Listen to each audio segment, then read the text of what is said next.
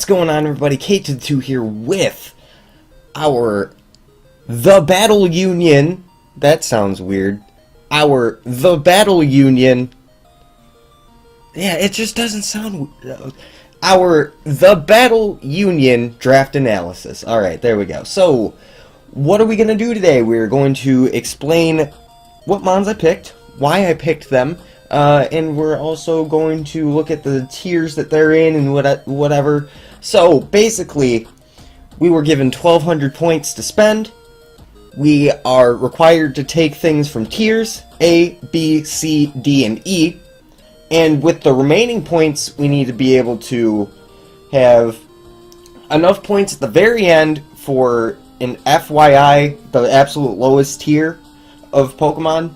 And it's voted by the viewers, so like you guys would already know if you went to Twitter and voted on my final round pick what it is.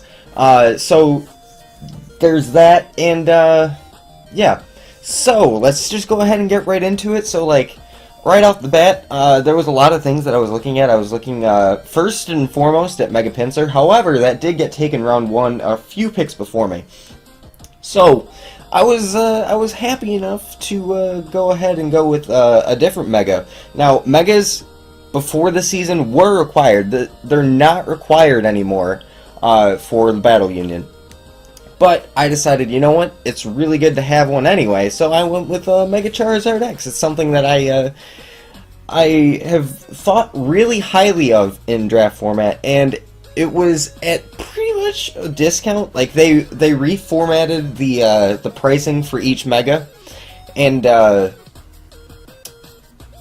going like Megazard X at 115 is an absolute bargain. S tier mons are at 120. S plus mons are 115. And I think Megazard X is somewhere between S plus and S. So I got Megazard X at 115, whereas Mega Pinsir was 130. I basically already have saved 15 points, and I can start building around one of the most threatening mons in draft format. Zard X is something that I have never used before. However, I am very, very excited to go ahead and use it. Fire Dragon is really amazing typing, and like it's really hard to switch into. It's really hard to break, especially given the stat distribution that it has. You can run it bulky, you can run it offensive. Either way, the main thing that really hinders it is being on a team that isn't able to wear down your opponent, or being on a team that doesn't have good hazard removal. So, like, I'm going to be focusing on those couple aspects while building around Zardex, so you can keep your eyes out for that later on. But since we took a Mega in the first round, we have not hit on any of our required tiers yet.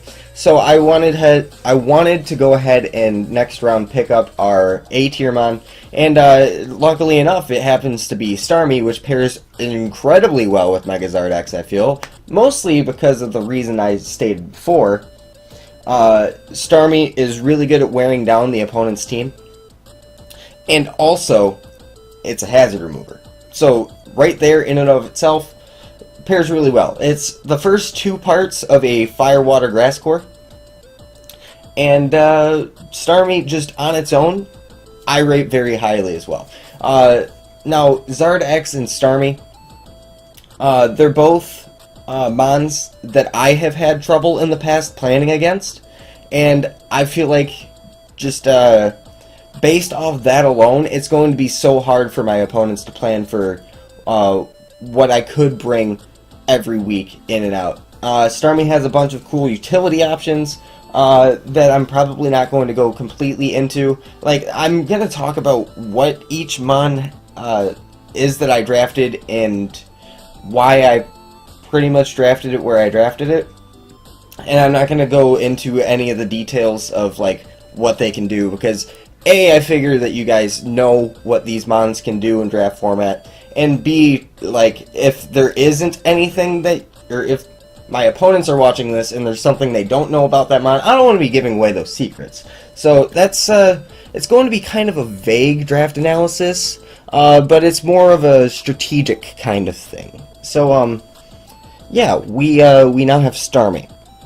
So something that I really wanted to go about with next was completing that Fire Water Grass core, and I decided to get something also really good, probably even better than Starmie is, and by even better I mean 100% better at whittling down your opponent, and that is Ferrothorn. Ferrothorn is just pretty much the epitome of, hey, let's wear down the opponent, and it has some great utility options. It's the first hazard setter for the team, completes that Fire Water Grass core like I mentioned, so it's going to be a core that I can lean on throughout the season to get me where I need to go.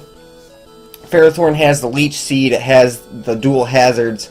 Thunder Wave is really good for Zard, and that 4 times fire weakness is already covered by a 4 times resist in Zard and just a straight up resist in Starmie. And Starmie and Ferrothorn, really good defensive synergy there, so look out. That's going to be something that's going to be utilized for sure. The only thing that isn't covered right there is Starmie's Dark resist, or Dark weakness and Ghost weakness. I'm pretty sure. There might be other things. Grass... No. It's just Dark and Ghost that Ferrothorn doesn't cover, but Ferrothorn takes those hits relatively well anyway because it's a Ferrothorn. Also, Ferrothorn, probably not something that you should be sleeping on in the form of attacking prowess, because it does have some pretty good options there. I'm not going to go completely into it, as I've mentioned before. Also, as I should have mentioned, Ferrothorn is another A tier mon. So at this point in the draft, I have a Mega and 2 A's, and I still need to be able to get a B, a C, a D, and an E before we get to the bench picks. So, moving on, I decided to go ahead and get our B tier mon. I was looking at getting Nidoqueen, which is actually a C tier mon, and that would have been amazing. However, we did get something that goes very well, again, with the whole, hey, let's wear down our opponent kind of thing, because we got Crocodile. Crocodile's there. It has some really good abilities. It has Intimidate, it has Moxie. It has the ability to Pursuit Trap. Just being a Dark type is really important. Having a Dark type is very, very important. I can't stress that enough on your Draft League teams. Crocodile, so good at Pursuit Trapping. Just being a, like, pretty bulky Dark type. On top of that, it's also a Ground type, so like it functions really well in both of those roles. Also, having an Electric Immunity, highly recommended as well on your Draft League teams. So, Crocodile's there. It gets rocks. It gets utility knockoff, which is very, very underrated in League play. Or maybe not underrated, but probably more underutilized, I should say. Very strong Earthquakes, and like Crocodile, just it's a mon that I like, and it's a mon that I'm pretty comfortable with using. And so that was another B tier mon, or not another B tier mon. That was a B tier mon. And the following round, I decided, hey, let's go ahead. Wow, I can talk. Anyway, let's go ahead and get ourselves another defogger. The team is looking kinda slow. Like, we do have Starmie, but we can get something faster. And that's going to end up being Crobat. Crobat is another Fairy Resist, which is very nice to have. Crobat's really fast, and it has really good utility. On top of that, it also has a Brave Bird that's stronger than Talonflame. So, like, you can't really go wrong there. Crobat, really nice utility mon, really nice way of shutting down pretty bulky teams, actually, because it's good at running taunt, and it can roost off damage, and it can just it's a good annoying mon to have. Also with Infiltrator, it's very good to stop people from running Substitute, or if not stop them from running it, at least have it cross their mind and be like, they have a Crobat, I probably shouldn't run a Sub-Seed Whimsicott against it, because it can just kill me. So yeah, I've made that mistake against Lars in the past, so it's something that should probably cross whoever has a grass type that wants to Sub-Seed against me. So again, this is another B tier mon, so at this point in the draft, I've taken a Mega, 2 A's, and 2 B's, with 3 rounds remaining for my last 3 not bench or not voted picks, so I'm forced to get a C, a D, and an E tier. And I decided, hey, you know what, let's go ahead and get a... Team's lacking some special attacking, besides Starmie, of course. It's lacking some special attacking, and it's also lacking just another win con. Starmie, Ferrothorn, Crocodile, and Crobat, on their own, very good mons. However, they are not usually considered win conditions, unless they're, like, Scarfed or Specs or whatever. So, I decided, let's go ahead and get something else that can set up, and that just happened to be Reuniclus, a C tier mon. Our first C tier, and Reuniclus in C tier is such a bargain. It's always been underrated in draft format, and just Reuniclus itself is just really, really good. I feel like it, alongside Zard X, is going to be very helpful. So, just having the Magic Guard is so useful. It means things are going to be less likely to toxic my team. The only thing that really dislikes getting toxic on my team so far are Zard and Crook. Starmie doesn't care because of Natural Cure. Ferrothorn can't be affected by it. Crobat can't be affected by it. Reuniclus can't be affected by it. So, it's my team so far, I think, at least, is not something that you can beat by toxicking it, or something that you can beat by stacking T-Spikes against. So it's going to be kind of a uphill battle at that point, so like, for my opponent, I'm saying, because at this point, my team is really good for the long game. It can wear down my opponent, it can end up sweeping late game with either Zard or Reuniclus after everything has settled and I can see what mon I want to... I'm rambling. You guys can see what I'm saying. Reuniclus, I feel, underrated. We're moving on. Next up, I decided to go ahead and get our E tier mon because I figured I need a fairy, because a fairy will complete the Fire, Water, Grass core. And getting that fairy was more important than spending points on a D tier mon that's required anyway. So, what I ended up getting was Diancie from E tier. Now, Diancie is something that is actually, I think, kind of underrated. Again, another underrated mon in the draft format. It's very good, and I think it gets overlooked sometimes because it does have that 4 times steel weakness. However, it does get rock still. It has really good attacking stats in 100 attack and 100 special attack.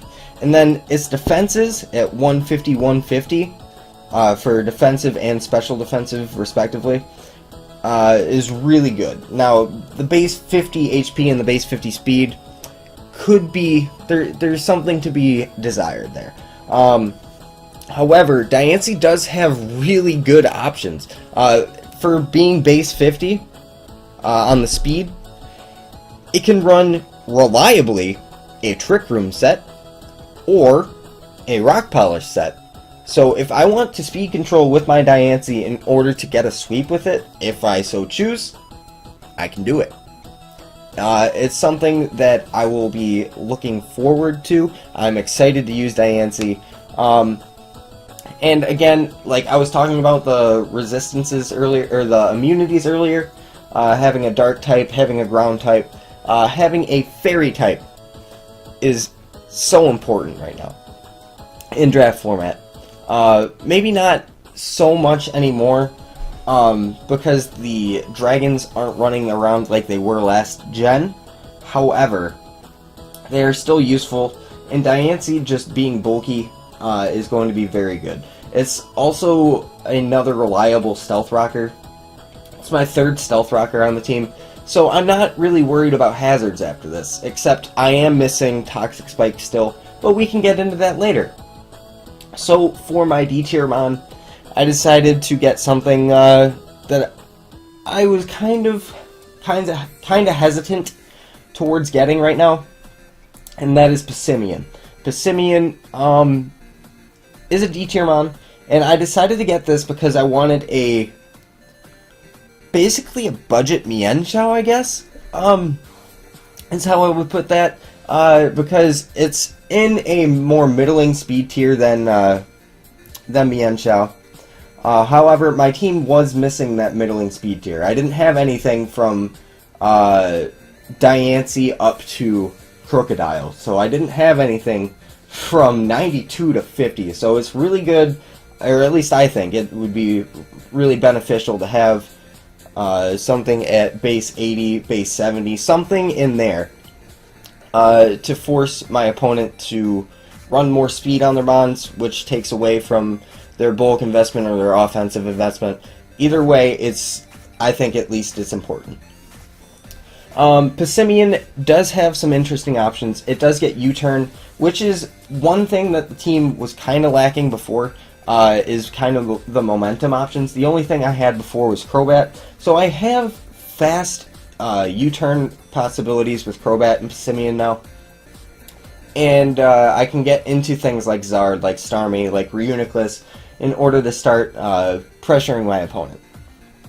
So, that's Passimian. I really don't have much to say about it, besides the fact that it has a melon, and it's cool. So, before we get into the ninth mon on the active roster, which was our bench, or not our bench voted, our viewer voted pick. Man, that's so hard to say. Viewer voted pick, which is our 9th active mon on the roster. We are going to go ahead and talk about our bench. Now, at the end of our bench, we need to have 80 points left over no matter what.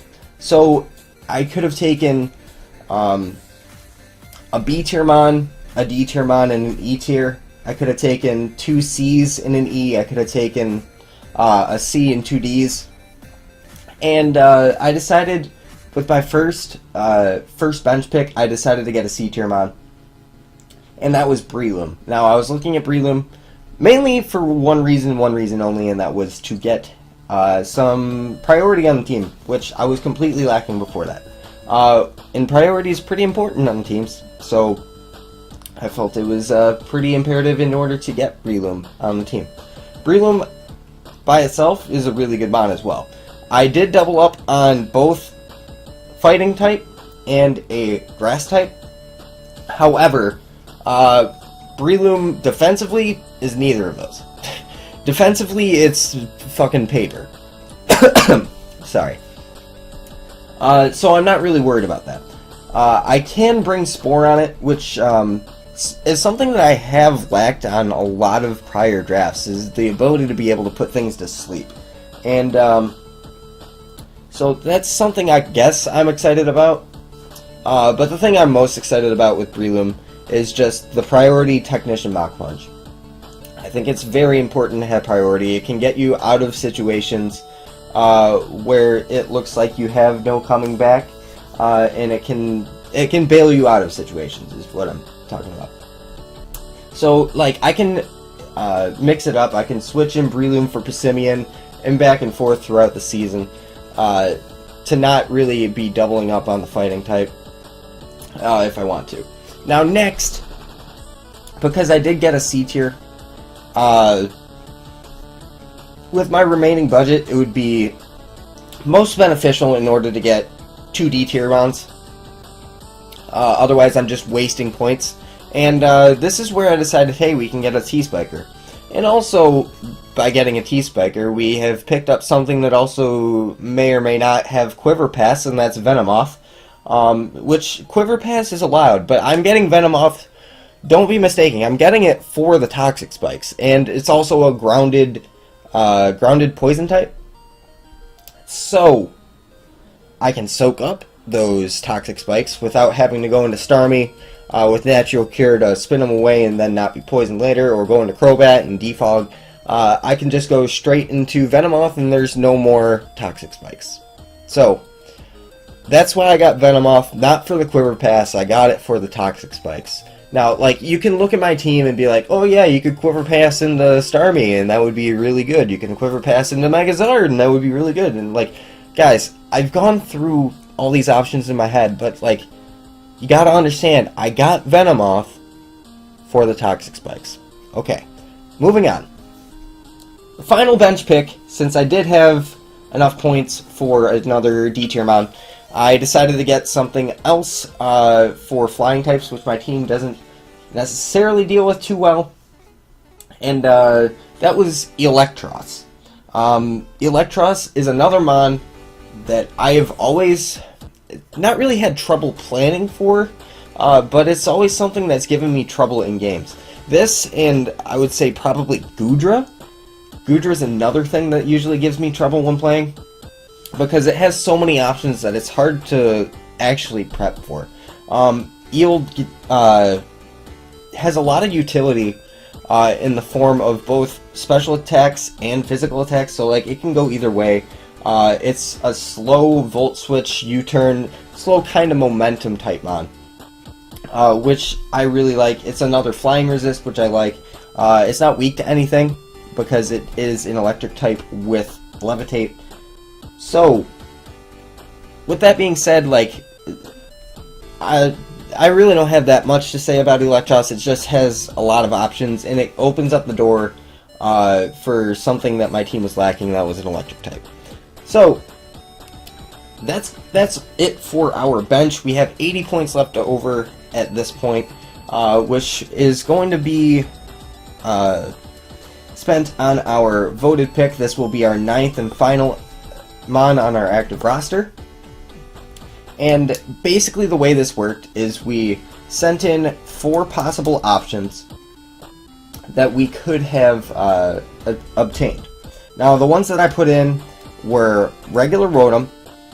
Now keep in mind these have to be in the FYI tier, or we can call it the F tier because it's below E. The 4 that I sent in were Rotom, Pyukumuku, Lickilicky, and Kangaskhan. The one I was mostly looking forward to was Lickilicky because A, I've had fun with it in the PPL Division 2. I felt like it was a very good, kind of underrated mon. It's a normal type. It has Wish Pass, which is very appreciated with Zard. Also, it has Heal Bell, also very appreciated with Zard, in case I really need it. Diancie also gets Heal Bell if I want to run it on that. However, Lickilicky is known more as a cleric. Now, again, with Lickilicky, it has so many options that it's really hard to plan for. And on top of that, it's a mon that can't get taunted.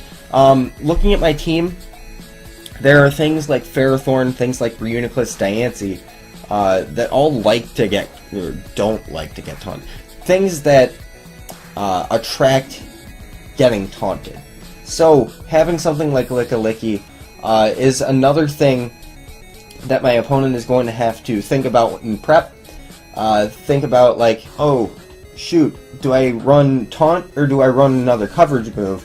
Because if I run Taunt, then I can shut down Ferrothorn and whatever, but I can't touch Lickilicky. But if I run this coverage move, then I can't. Then I can deal with Lickilicky, but not taunt the 2 things that I need to be taunted. So like it's going to be a mind game in prep, and I can use that to my advantage in order to just get in my opponent's head and just play the long game, basically. So that's pretty much how I'm going to approach this season. I don't anticipate my matches to be super short like they normally are, because I'm known more as an offensive type player. However, this team is much bulkier than what I am used to. And it's going to take some time. It's not like, oh, we can throw that out, get a kill right now, throw that out, get a kill right now. Like, of course, there are going to be situations where that does happen throughout the season. It happens just based on matchup. There's going to be mons that you're going to have trouble with, or mons that have really good matchups that can sweep through your opponent's team. However, week to week, you're not going to be seeing, oh, it's Megazard X getting all the kills every time just by setting up turn 1. It's not. That's not how this team is built, and it's not how it's how it's going to end up going. So that's our team. I would like to know what you guys are thinking of it. Tell me where you think I could have improved. There were a couple times that I got sniped throughout, so keep in mind that. Well, I mean, there's nothing really to keep in mind, because I'm, like, really happy with the team that I got. Like, the snipes that happened benefited me more, because I got the team that I got, which I am very happy with. So, like, having the extra 15 points from Megazard X, because I wanted Mega Pinsir, which was 15 points more, allowed me to get probably better bench mons than what I was anticipating. And it also allowed me to get a second A-tier mon and a second B-tier mon on the team, which also really helps having a bunch of really good mons, as opposed to a couple superstar mons and then a dead bottom half of a roster. So that's pretty much how I approach the draft. So let me know what you guys think of the draft, and go ahead and leave a comment, leave a like if you enjoyed this video, and I will see you guys next time.